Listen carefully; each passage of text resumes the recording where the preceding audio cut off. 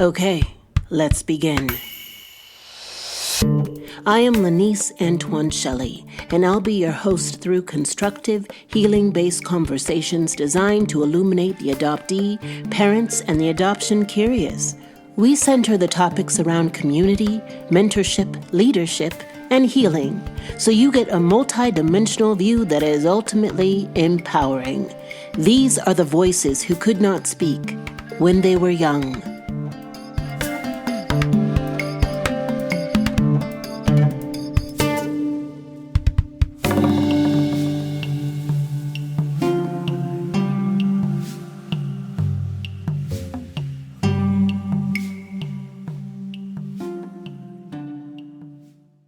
Hey y'all, if you've seen me on Instagram, I'm in my summer glow phase and I am unapologetic about it. My hair is luscious. Fun fact, I didn't start properly treating and doing my own hair until I was a grown adult because like many Black adoptees, no one showed me how to do my own hair. And because I love you all so much, I'm going to share with you my hair secret. I'm always on the lookout for things you'd love and things that will enhance your well-being inside and out. We Unique Cosmetics sent me their Moisture Lock pomade and scalp and hair therapy oil from their Metamorphosis line, and it's so decadent, light, and nourishing, fam. This has become a hair routine staple. It has a soft lemongrass scent that people comment on when I walk by or when they're doing my hair because now I have boho locks. They also sent me a 15% discount link for you to try their products and hair tutorial service. And Unique Cosmetics is Black owned and operated by a mother and daughter duo dedicated to helping the adoptee community. Check out the link in the show notes. And this is for all ages, fam. So tell your friends. So come on, embark on a hair-loving journey with We Unique World. From interactive workshops to premium products, they're all about empowering you to embrace your unique hair journey. Because remember, all hair is good hair, especially when it's healthy. Okay, let's begin. I am Lanise Antoine Shelley, and I'll be your host through constructive, healing-based conversations designed to illuminate the adoptee, parents, and the adoption curious. We center the topics around community, mentorship, leadership, and healing, so you get a multi-dimensional view that is ultimately empowering. These are the voices who could not speak when they were young.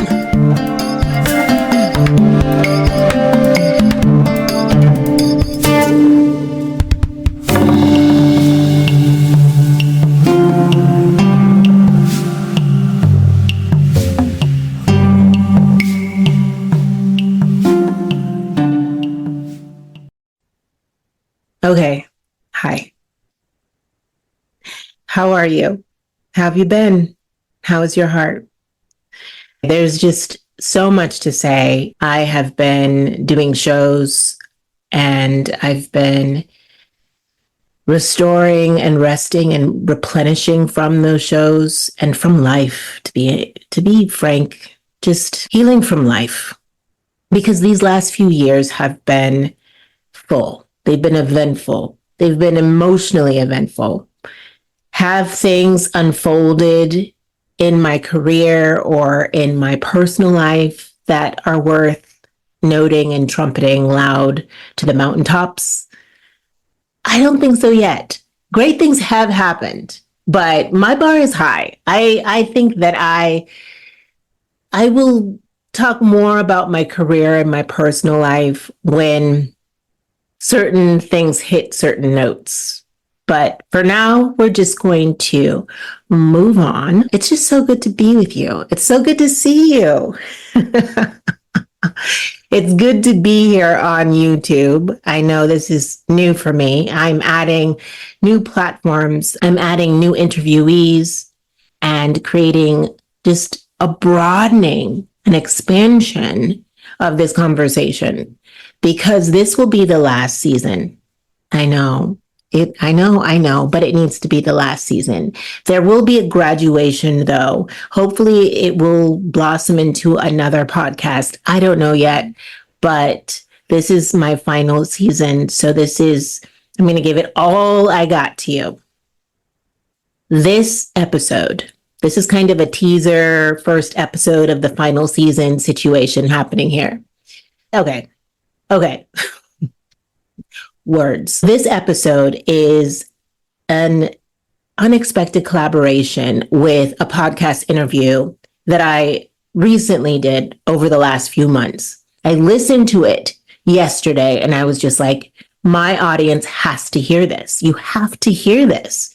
Because I don't think you've ever heard me speak so candidly about my life, about my adoption, about my views on anti-racism, on how we should negotiate this word called saviorism, and also the dominant narrative. You've heard a lot of people speak from their perspective of the dominant narrative, and we all generally have an idea of what that is for us. But have you heard me say it? I don't know if you have. I'm going to do the final season on YouTube, so you can find me here. I'll do my video intros for you. And I am always available on Instagram. I'm going to open up a TikTok for when they were young so that we can, again, reach a broader audience. There are so many adoptees out there that need to connect, that need to find different healing modalities, that need to be celebrated for the healing they've already accomplished. And I'm here for it. And that's why I'm having these conversations. That's why I'm bringing this to you, because I'm passionate about how you can alchemize your trauma to something that is impactful, indelibly good for yourself, for the people around you, and for the world. That's a lot. That's a lot. I don't do things light or easy, right? We have to go full throttle because we have only one life. We only have this moment. And in this moment, I just want to, again, thank you for your support throughout these years. Thank you for just being here, listening, and now watching me. It just means so much. I'd love for you to subscribe here. And if this conversation is meaningful to you, pass it on to a friend, pass it on to a loved one, and talk about it. Start these conversations and then come back and tell me about the conversations. Put it in the comments, put it in the reviews, the glowing reviews. The glowing reviews you've put on iTunes and Spotify for me. And I love it. All those 5-star reviews are so good. Anyways, you know what I mean. But seriously, those reviews, those thumbs up, all of these things matter for the algorithm. And because this is all labor of heart and love, that is my recompense. Looking for those likes, those reviews, and seeing the viewership go up because the traffic has shown that this work is working and is impactful, that people need this work. And they do, because you're in my DMs already and you're telling me as much. Anyways. Okay, so this conversation with Lori. Lori is a co-creator, co-writer with Sarah Easterly, who wrote Unfiltered, a book that is a collaboration between adoptive parents, birth parents, and adoptees. Now, this is an extraordinary book. I actually was interviewed by Sarah Easterly for that book. And I was sobbing talking to Sarah about my experience. I was just on my knees keening. And that is a testament to how disarming she is, because this book is a really great book to find another layer of healing if you'd like to just read about other people's perspective in the adoption constellation, because those perspectives are out there and we're running into them all the time. So we might as well equip ourselves with the language and with the knowledge to move forward in these conversations that can get sticky at sometimes. They can get pretty crunchy when it comes to adoptees versus adoptive parents and vice versa, and adoptees versus agencies, and agencies versus adoptive parents. And all of those combinations can get really crunchy for us. So let's gear up. Let's investigate. Let's find a way to do this better, to have these conversations better. And that's why you're here. That's why you're listening. So thank you. Lori's podcast is called Adoption, the Long Story. And it centers the adoptive parent to educate the adoptive parent. I have been going on adoptee podcasts, adoptive parent podcasts, podcasts that aren't even hosted by someone from the constellation, because this conversation needs to be had. Whether we like it or not, adoption is happening. It's happening as we speak. It just happened. And for those adoptees who are growing up in these homes, it's essential that we have these conversations, that we provide the resources, and that we lean in and engage so that they don't have to do the hard work that we're doing right now as adults. I'm doing catch-up work. I have learned things the last 5 years that I should have known 15, 20 years ago, right? But that's just my path.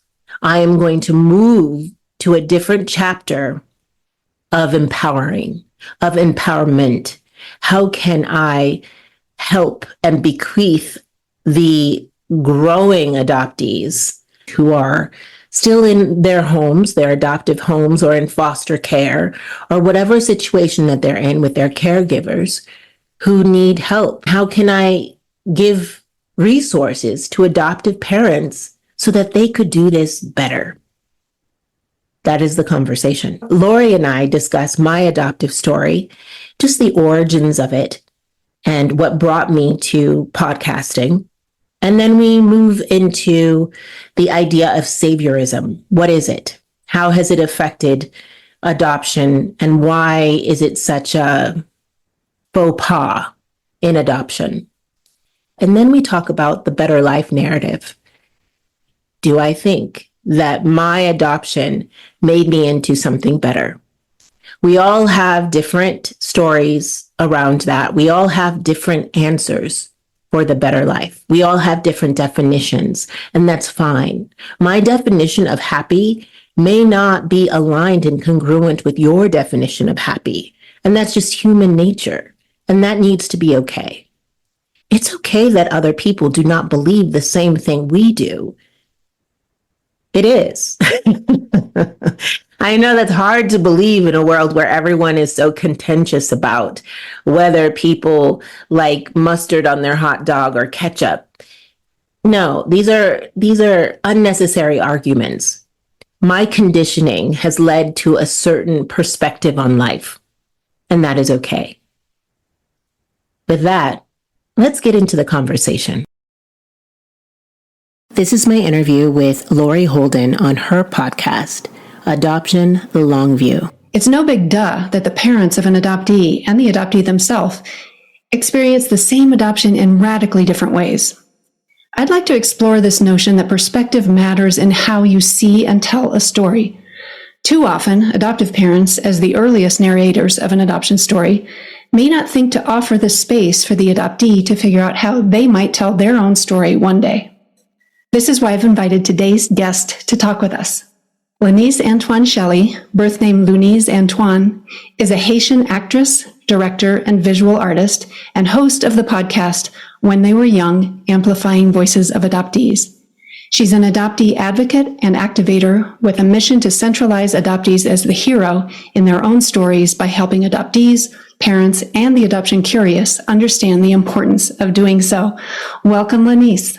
Hi, thanks for having me. It's so good to have you here. You're coming in from Chicago today, is that right? Yes, I hail from Chicago. I've been based here since 2009.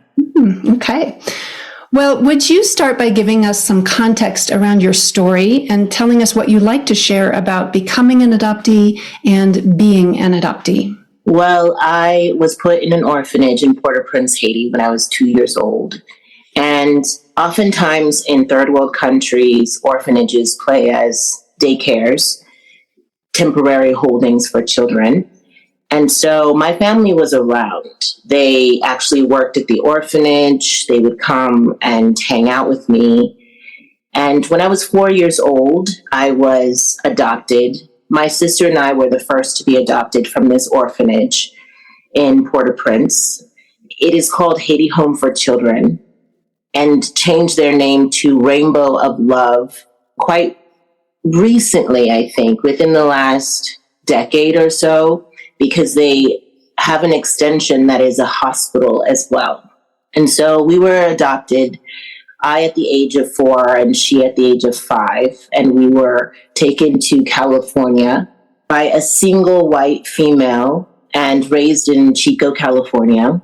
And my sister and I aren't biological, by the way. And that's it in a nutshell, my adoptive story.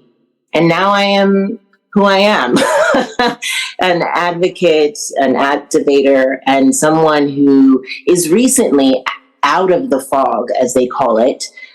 That was activated in 2021 and 2022 when I launched a panel series after the death of George Floyd, just because I didn't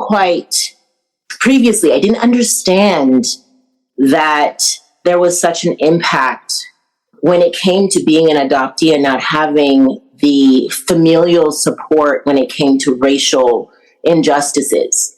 And I couldn't go to my family and have them truly understand what was happening in the world, what was happening in my life, things that they had dismissed or ignored throughout my lifetime. And this all came to a halting, just a screeching stop for me. And I knew I had to address it. And I had to address it for myself, and I had to address it for other adoptees who didn't have the platform or the voice that I have. And so I launched a panel series that was supported and sponsored by the U.S. Foundation for the Children of Haiti, the organization that helms the orphanage that I came from, because I'm still in very much communication with them, and Gladys Sylvester, who is the facilitator of the orphanage and the children's hospital.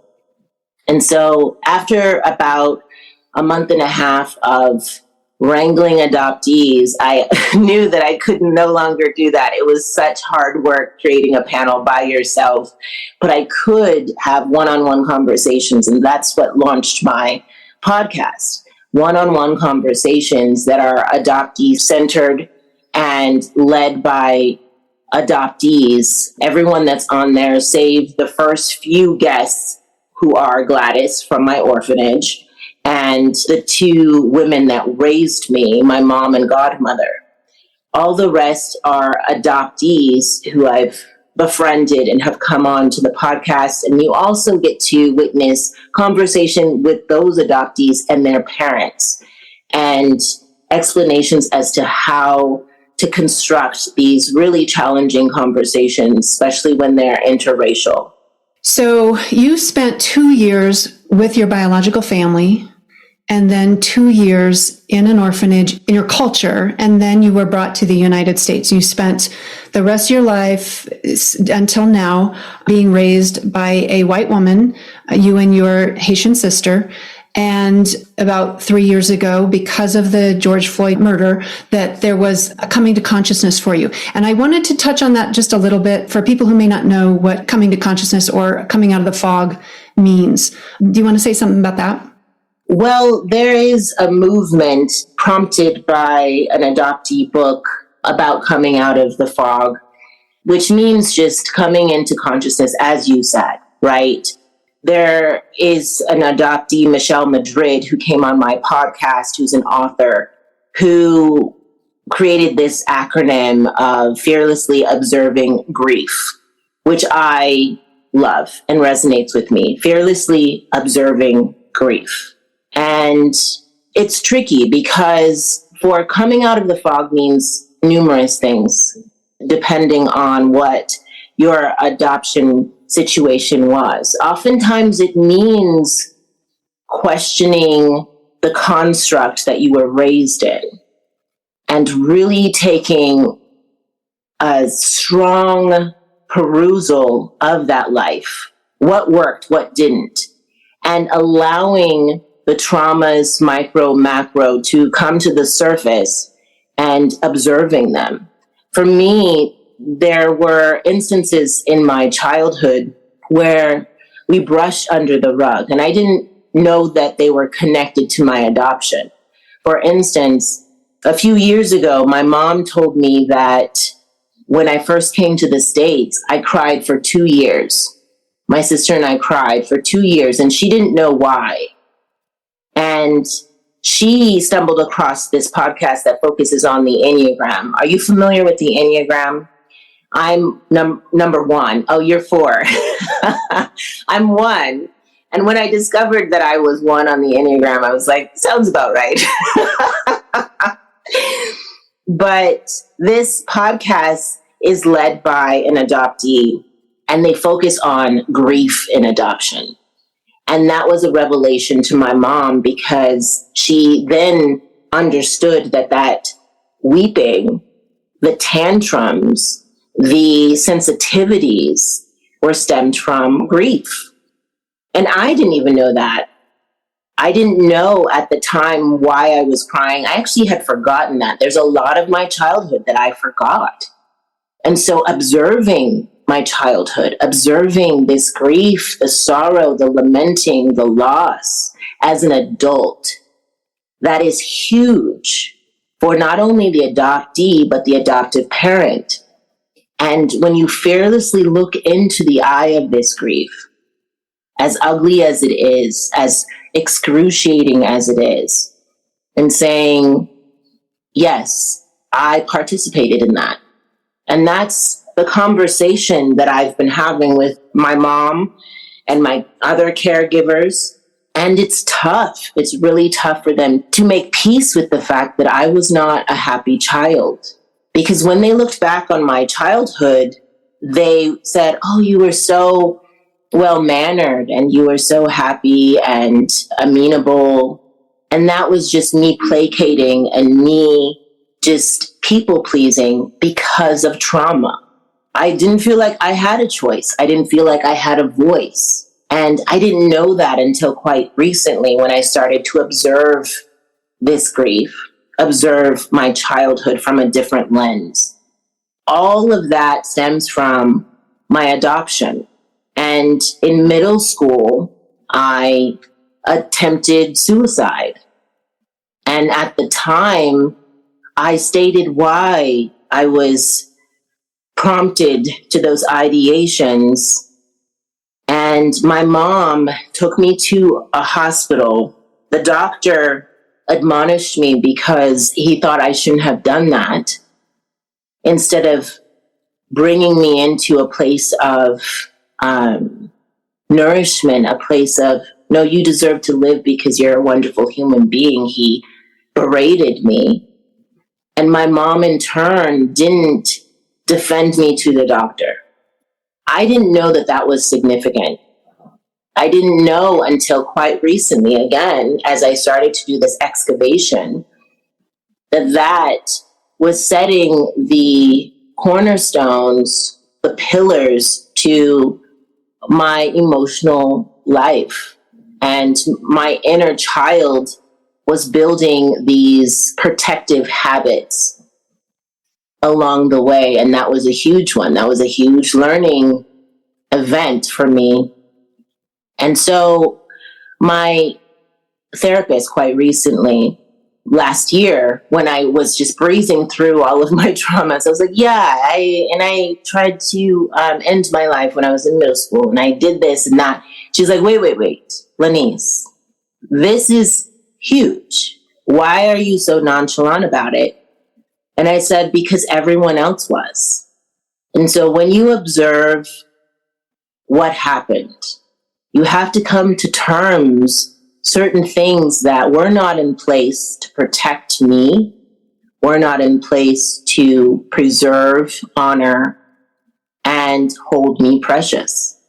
And that goes for the people that raised me, and goes for myself now as I reparent myself and create a pathway towards what is the healthiest route for me right now, so that we don't repeat the past. Thank you for sharing all of that. There's a lot of hard things for adoptive parents to hear in there. And even though coming out of the fog has come to mean something, the process for adoptees, I think there is something that adoptive parents can come out of our own fog as well. Because listening to you, what I'm hearing is that coming out of the fog is coming to terms with your story, your whole story, the parts that you inherited from somebody else, and the parts that you have in your body, that you feel in your memory, that pop up in some ways. And how does that fit? If the narrative was a really good story, but that's a painful memory, how do you integrate those two things? So I think it's interesting that we're talking today about adoptees figuring out how to tell their story after it's already been told for them for many years, just because that's how it works in chronological terms, right? So in chapter 18 of the book that I wrote with adoptee Sarah Easterly and birth parent Kelsey Vandervliet Renyard, in chapter 18, we talk about the savior narrative as it relates especially to intercountry adoption, but not exclusive to intercountry adoption. I'd like for you to talk a little bit about what saviorism is, because this is part of the storytelling and how it affects the adoptee. And it's interesting that you're an actress, because I'm going to set this up. I want to do the world's shortest play, because I think in the drama wheel you have to have a villain, a victim, and a hero, and you can do this whole play with just one prop. Nobody else can see, but I've got a napkin here that I'm going to use as a mustache, a bow tie, and a bow in my hair. So this is the world's shortest play, I think. You must pay the rent. I can't pay the rent. You must pay the rent. I can't pay the rent. You must pay the rent. I can't pay the rent. I'll pay the rent. My hero. Curses foiled again. So well done. I'm bowing to your stage. I'm thinking that if the adoptive parent occupies the hero spot in the drama for any number of years, what space is left for the adoptee? What role is left for the adoptee? So that whole question is about saviorism and who's the hero.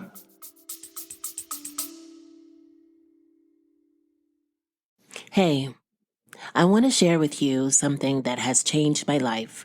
It's more like someone, my therapist. Why is she so important? Well, because I want to win in this life. I want to break through the carousel of stories I've compiled that hold me back, that keep me from expanding into my full potentiality. Stories of unworthiness, not enoughness, and even stories of questioning why I am here. I also want to stop dumping my unsorted feelings on the people around me and reacting with the same behavioral patterns that keep me stuck. Conversations with my therapist have made me more confident, clearer in my intention, and more centered in my spirit.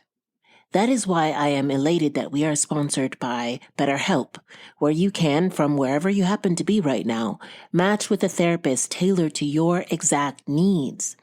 With BetterHelp, you can tap into a network of over 30,000 licensed and experienced therapists who can help you with a wide range of issues. Someone who you can text at any time and schedule online for either a chat, Zoom, or phone call.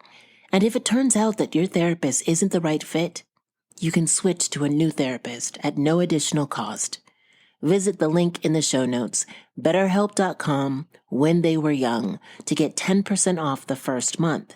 You need to click the link in the show notes in order to get the 10% discount. I want to see you win, beloved. Let's do it together. Visit the link, betterhelp.com, when they were young.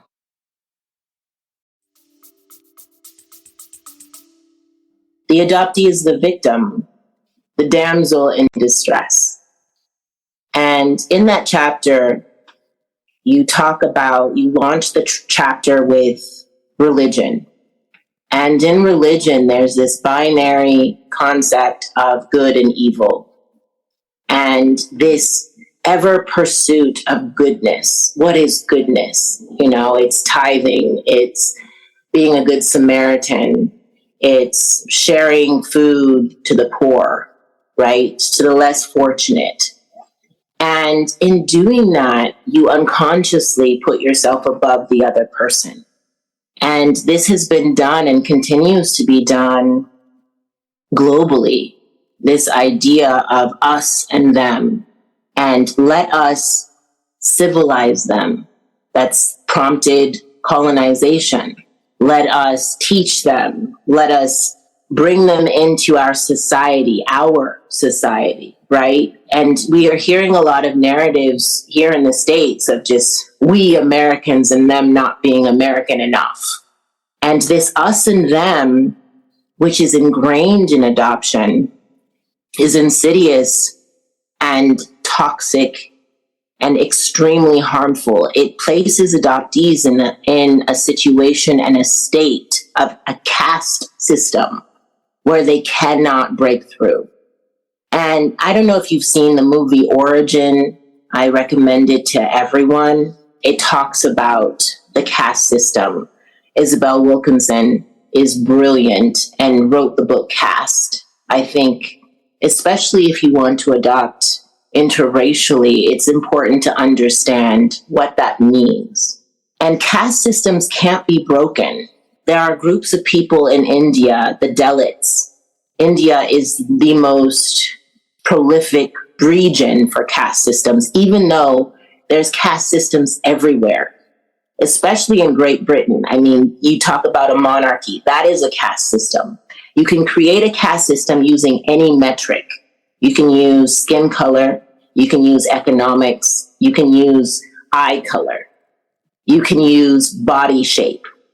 And so in the adoption industry specifically, it's mostly socioeconomic. My mom, when she wanted to adopt, when she wanted to leave her hometown, what prompted her was emulating Mother Teresa. And she wanted to go to India, but she ended up going to Haiti as a missionary. And from there, she, of course, fell in love with the people and the culture, and not quite understanding that non-Black cultures treat white people differently. They see money, they see opportunity. So they are treated like kings and queens over there, not understanding that it is the global supremacy that affords them such a status intrinsically, just by showing up.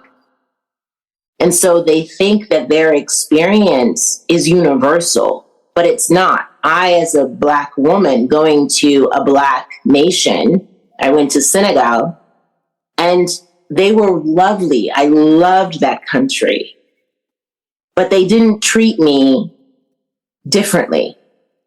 I remember a situation where I was sitting with my friends in an internet cafe, and a lot of Frenchmen, they vacation in the places they once colonized. And so Senegal was once colonized by the French. And so a French vacationer came in, everyone got up, and they moved. And I didn't. And I looked at my friends, I'm like, why are we moving? What's happening here? And they're like, they need the internet. And I'm like, no, so do I. They're no different than I am. But that's a mindset. And I was going over some research on this just to get a little bit more academic. An article that was very helpful for me was in the conversation. That's what the actual article is called. And it opines white savior narratives often lessen the complexity of social political situations. In doing so, they also ignore the role of Western countries in encouraging inequalities and wars in the global South. Both state of mind and concrete unequal power structure between the global South and the Western based on white supremacy and exploitation. There is an unequal focus on white people being good in general. And where does that place non-white people? It places them in the bad category. And this is all part of the dominant narrative around permeating the adoption industry that people really need to understand and investigate for themselves. Because if you are a savior, if you think that you are better than a group of people, just like Barbara Kinsolver's Poisonwood Bible, another great book, one of my favorite novels, then you are placing them in a subjugated place. And therefore, you are entitled to everything they have, everything that they do. They lack freedom in that space that you have condemned them to. And so it's important to me that adoptive parents do not have this savior complex, because when they do, they are afraid of their children meeting their biological families. They become possessive. They guilt trip adoptees into staying, into being, into becoming things that are unnatural for them. And they perpetuate a sense of gratefulness that is mandatory from the adoptee, who did not choose the position that they are in. And even though with all of my privileges, my degrees, the things that I have achieved in my life, I do not think that this is a better life. And in the savior construct, you are condemning me to this better life. You are condemning me to your definition of a better life. And we all have our own definitions. And it harkens back to your words of adoptees having words put in their mouth, having a narrative dictated to them. And when you are above someone on the hierarchy, you dictate how they think, what they believe, and who they are. And it's imperative that we no longer shackle adoptees to that, because they are human beings at the end of the day, making their own choices.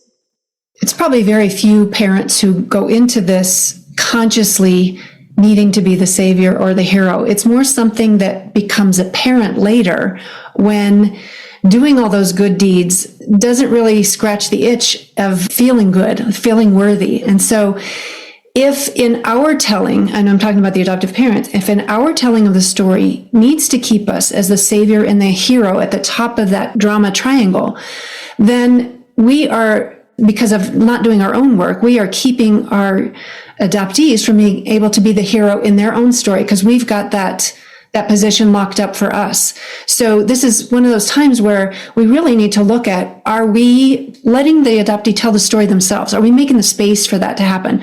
Or is our need somewhere in there? Is our need for the story to be told our way got that story locked up for us somehow? I'm thinking that if I adopt because I have gotten the message from my culture, my church, that to be a good person, I go take care of other people. And to be a good person, I'm going to go take somebody from a hard life and give them a better life. And that makes me a good person. I'm a hero. I'm a savior. And if I need that to be my story, then my child is not going to have the room to become the hero in the story, because there's already a hero. Mm-hmm. And so what's needed for adoptive parents is to take a look at that once in a while. What's behind the way I tell the story? What needs of mine am I getting met with the way I tell this story? What might I be keeping my adoptee from having access to if I don't have the needs around this story? I hear that. And you cannot have it both ways in being a savior and being altruistic. And so many people are aiming for altruism, but they have become the savior. And those two things cannot exist in the same room. When you are the hero as the adoptive parent, you also vilify the birth family. You vilify the culture.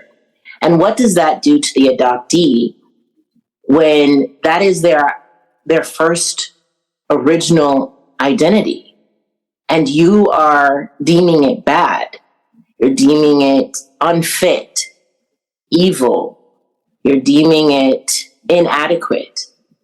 They take on those definitions. Whether you pump them full of affirmations or not, that's where they began. So when you speak ill about, not to say that adoptive parents do this universally, but you have to understand that when you say one thing, sometimes you indirectly are saying another thing. And so when you are the savior, to finish this triad of victim and villain, that's the birth family, the culture, and that's the adoptee. And they are at the mercy of your altruism. And so there has been an influx of adoptive parents on social media who document their adoptions, which it's controversial, right? And honestly, I haven't quite made up my mind about it, but there are people who have monetized their adoptions, and there are people who have publicly just advertised themselves as a good person because they adopted, right? And they're not doing any kind of internal work, any kind of restorative healing work for their adoptees. It's just simply publicly, this looks good, just like being on a board, just like winning awards. It's an accolade. And it's hard for people to admit that. But when the adoptive child acts out, has behavioral issues, we hear stories about adoptees being rehomed. We hear stories about adoptees being neglected and abused.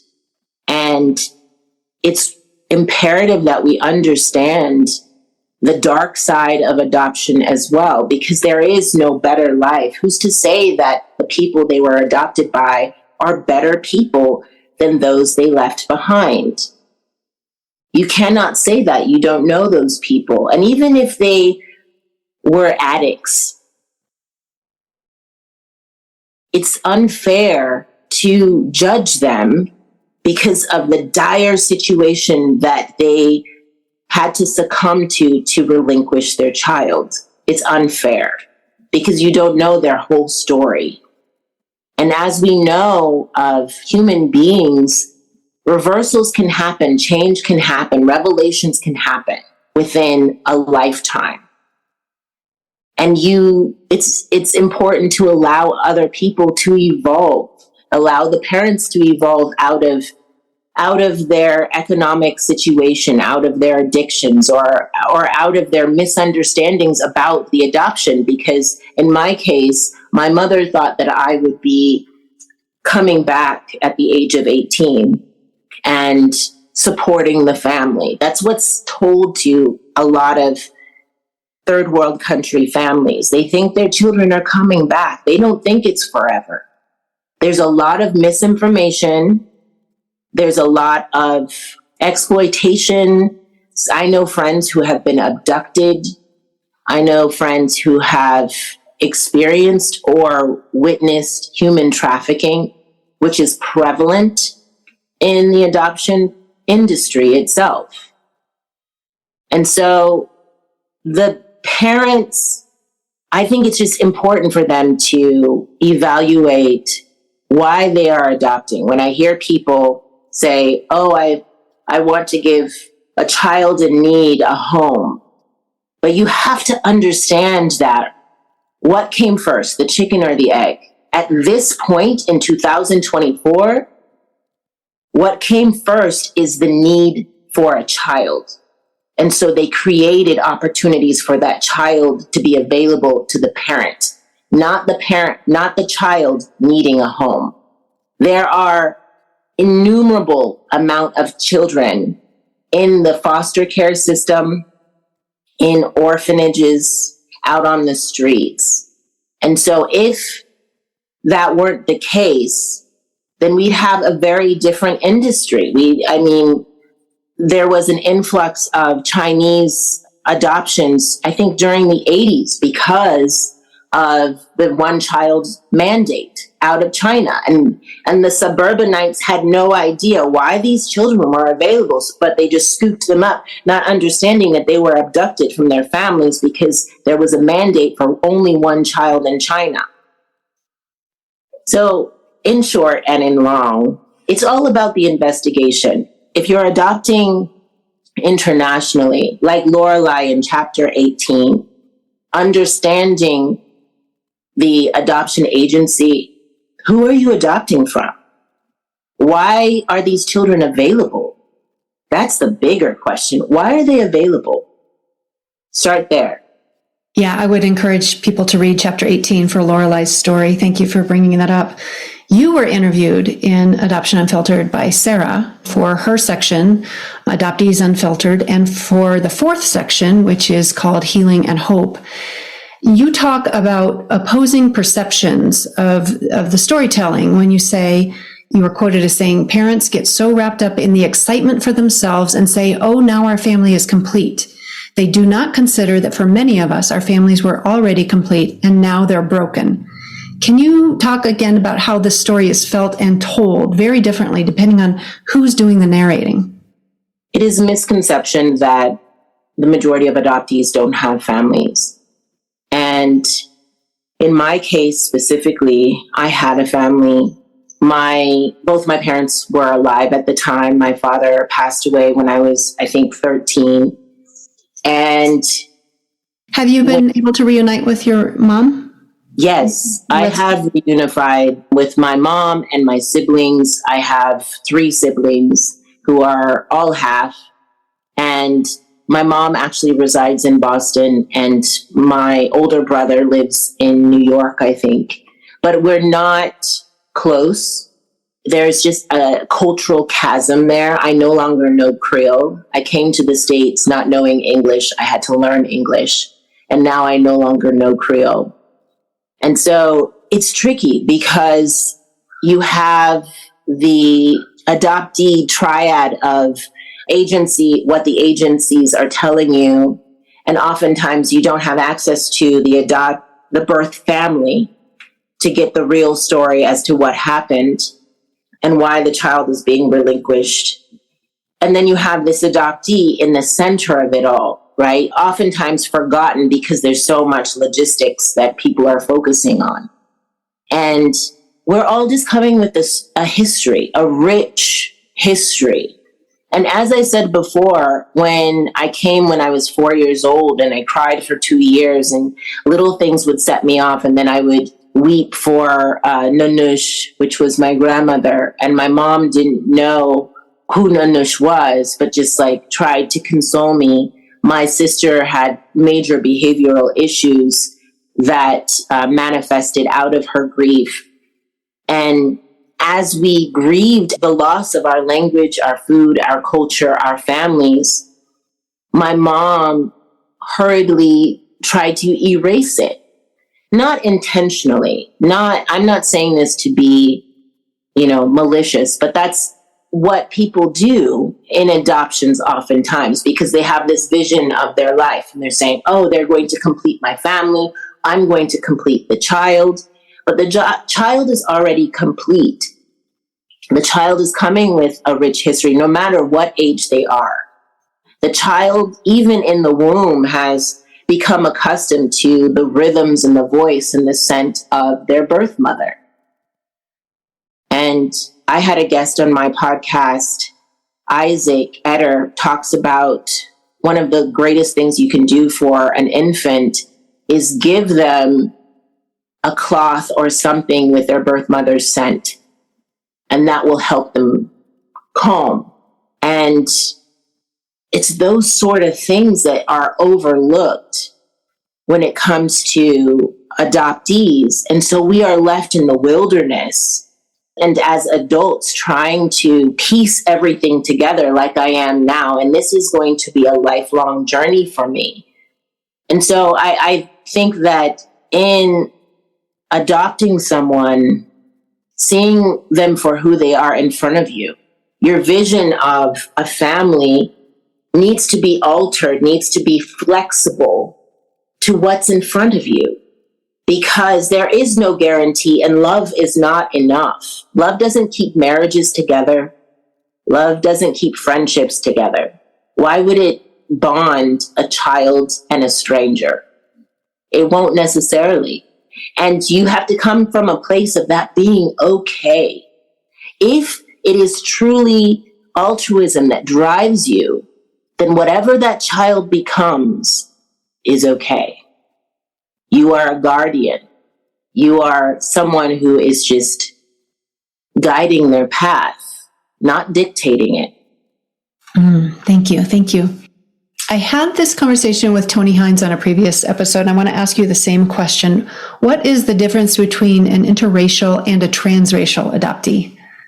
Well, I don't use transracial because of the LGBTQIA community, for which I have much respect for. I understand that trans is to erase. And as I stumbled through the fog, I don't think anyone really comes out of it. Once you go in, you're like in it for life. But I came to the realization that I don't want to claim that I erased anything. Things became dormant inside of me, like my language, Creole. I'm sure that I can learn it pretty easily if I actually applied myself. And when I'm confronted with people who think I'm less Haitian because I don't speak Creole, I was born there. That's an objective truth. And so I now define myself. This is who I am. I am no longer Lanise Antoine, but in high school, I reclaimed my last name, Antoine, as my middle name. So it's Lanise Antoine Shelley. I was on this pilgrimage to reclaim myself, my ruptured identity. And so interracial, intercountry, international resonates more with me than transracial. And transracial as well is more of an umbrella term, and it's quite vague in its wholeness. It just doesn't resonate with me specifically because of those reasons. And a lot of the work that you do is around race and racial issues. How can parents address differences in race and culture in both transracial and same-race adoptions? Well, on Instagram, I was delighted to see this little white girl playing with brown dolls. And I commented on their page and I just said, I love that for her, because you're exposing her to different skin colors in such a gentle, organic way.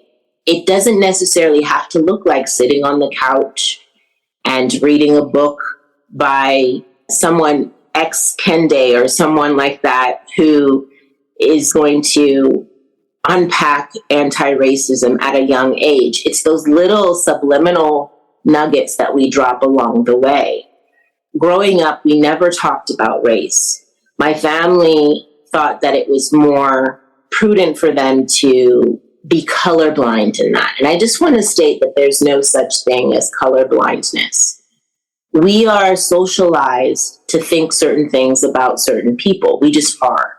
And the sooner you own that and understand it and lean into it, the better the world will be. And so it's important to not only expose your kids earlier on to movies and TV shows and action figures and toys that are of different hues and cultures, and to speak kindly of those people in front of them. That is a subliminal, gentle way to just address it. That actually happened to me. I had a friend in middle school whose dad was gay, and my mom, being staunch Christian, never said anything ill about her situation. So I didn't think anything bad about it. I was like, okay. And so early on, I was exposed to many different types of people. but we never talked about it directly. And I think that that is a misstep as well. I think it is more comfortable for my mom to keep it at arm's length than address it head on when it comes to anti-racism. And she's learning now. She's engaging now in books and things like that, which is great.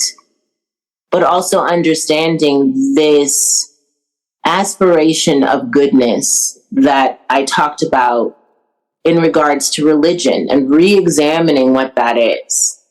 So in needing to be good, it's really hard for people to own the fact that they have microaggressions, that they have racist thoughts.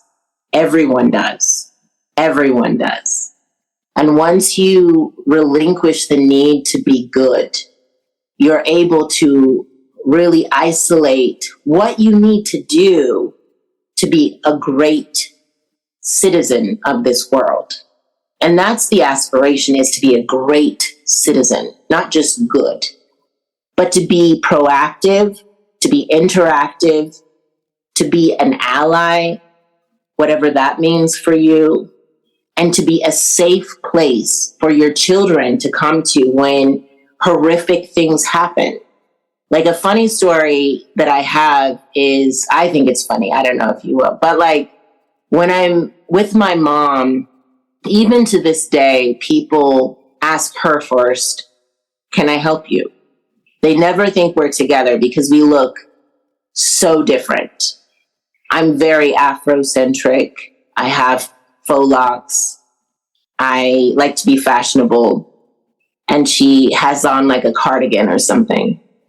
And we'll be in a store and I'll go up to her and take her wallet out and walk away. And the look on the salespeople's faces. I do find that funny. It's so great because I'm just testing it, right?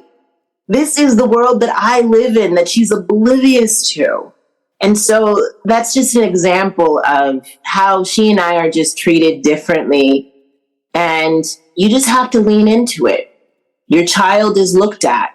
You know, if they're in an all-white community, an all-white family, they're being stared at, and the child knows. I grew up being stared at.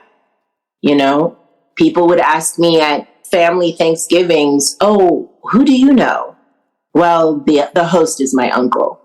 Constantly having to explain my existence, explain why I'm there, why I was invited in a situation which should be safe inherently.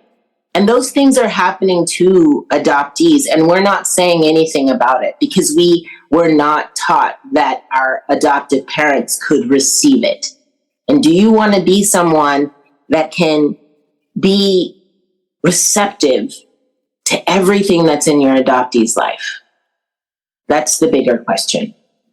To be able to do that, that takes us doing our own clearing and knowing what's going on inside us moment to moment. Whenever we feel uncomfortable, that's when I say, look at what's going on inside, not just outside. Mm-hmm. Would you tell us a little bit more about celebrating an adoptee's culture? What does that look like?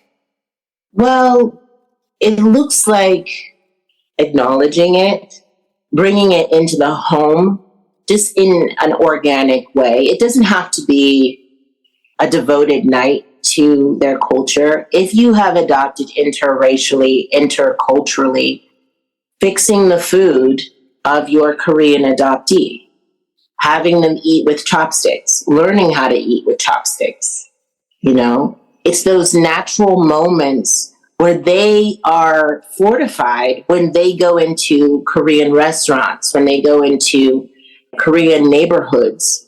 They don't feel alienated. That's not how I was brought up.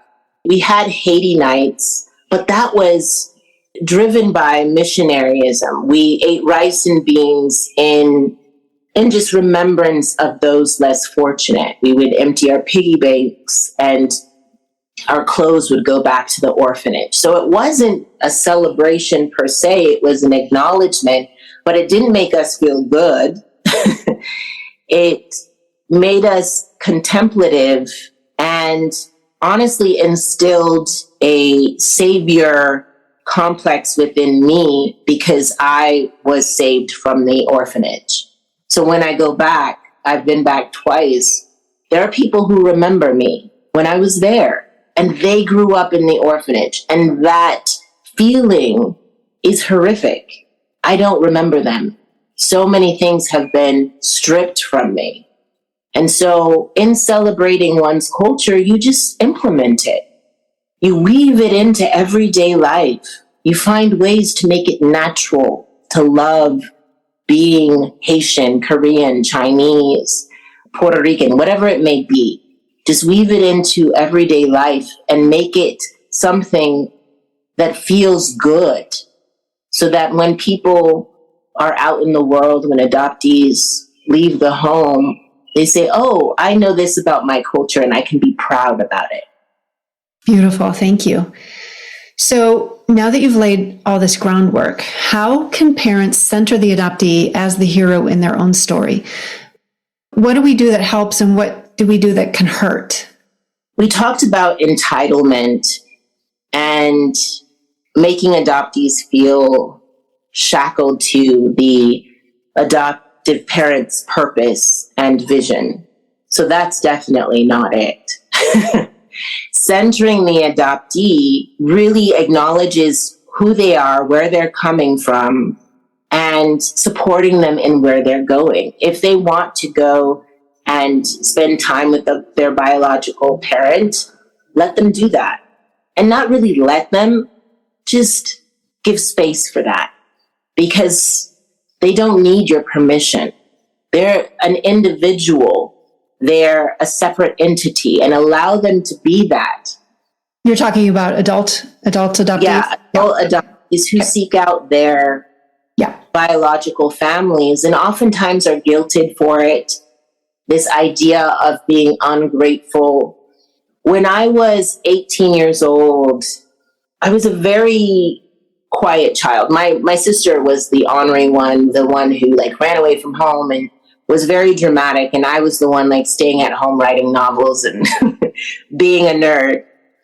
But I was very quiet and didn't know how to express my feelings. And we had a family reunion, and I went back to undergrad without really saying goodbye to my mom. I didn't want to be there. I didn't want to be at the reunion. I didn't have fun.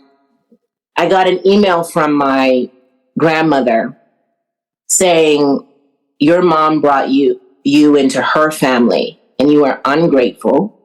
You're undeserving. And I am thoroughly disappointed in your behavior. Can you imagine what that did to me? That's painful. That's deep. There are a few times in my life that I had like blood rage, and that was one of them. And can you imagine my mother's response? My mother's response was, she loves you. She admonishes all of your cousins as well. That was it.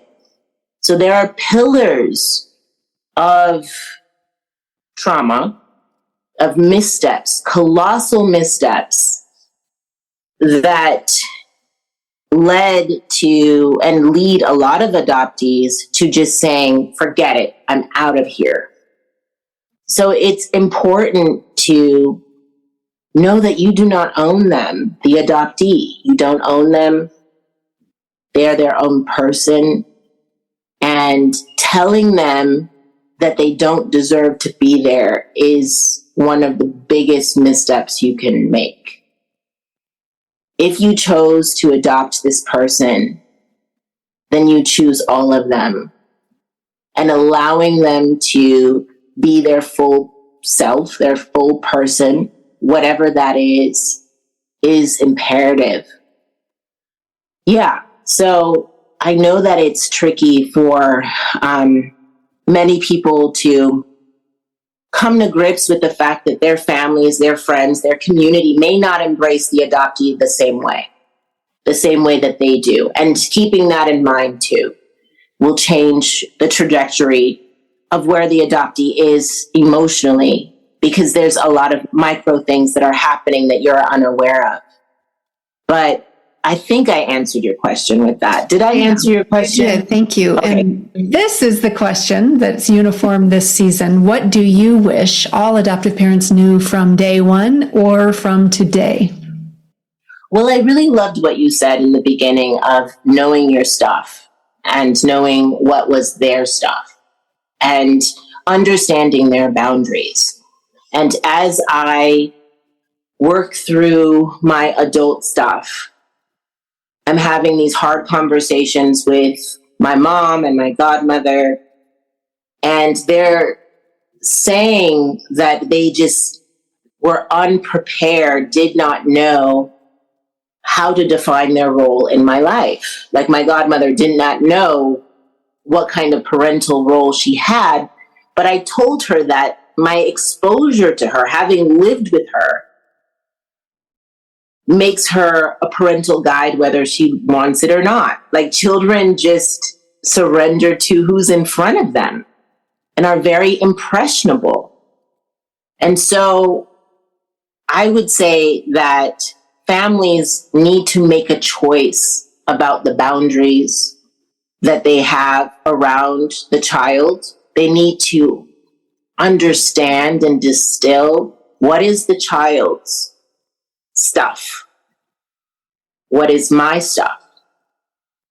As an adoptive parent, do you have abandonment issues? Do you have issues with your family that are unresolved? Like all of those things will condition your relationship with the child. And I'm not saying that people need to be healed to do this or do that, because none of us will ever be completely healed. There's always something that will activate us, trigger us, set us off. But I just loved how you put it, of knowing that this child in front of you, this is who they are. And this is who you happen to be as a parent.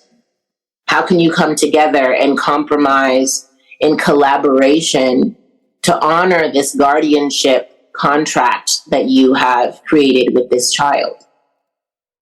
I feel like once we become a parent by adoption or by whatever, we end up also parenting our inner child, because that inner child is coming out, the one that didn't have a voice, the one that maybe wasn't seen, and the one that doesn't have the capacity to hold space for the new child, the new actual child.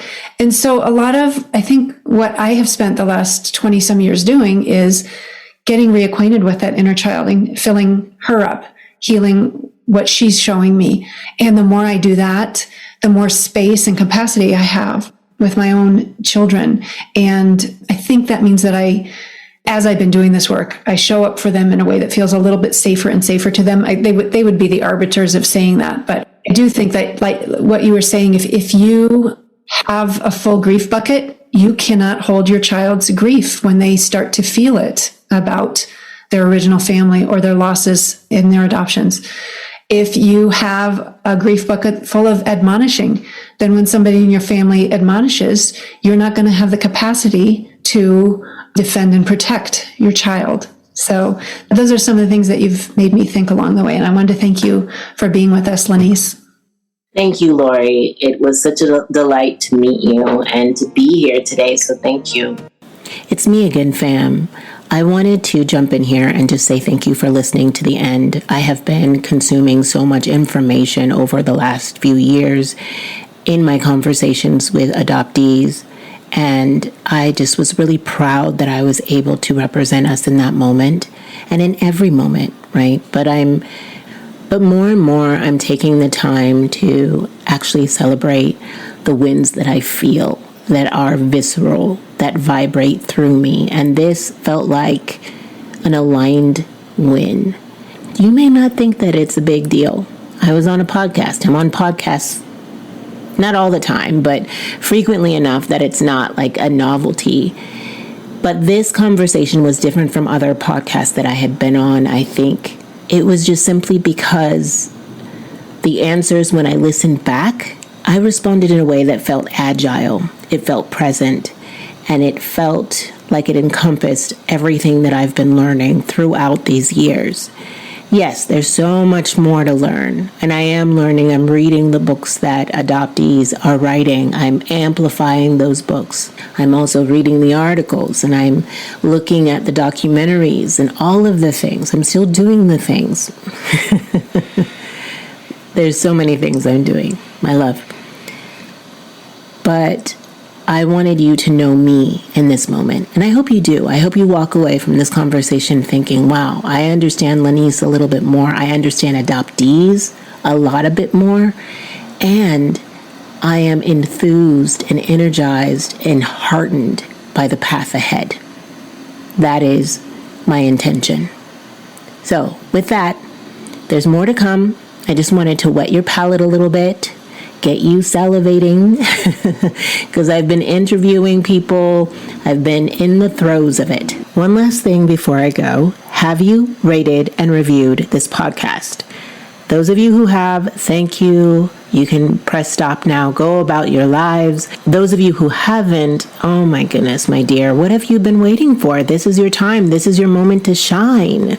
So go ahead, as soon as you stop listening, rate and review this podcast, because it shows the algorithm that this work matters and that you appreciate my work, because it's all me out here. I'm the only one on this team, and I appreciate your support so much. So go ahead and rate and review, and I will see you soon. Wherever you are, go gently and have courage. Another beautiful episode. Thank you so much for listening, and thank you to my guest today. If you liked this episode, the best way to support me and this work is to write an iTunes review, a 5-star review.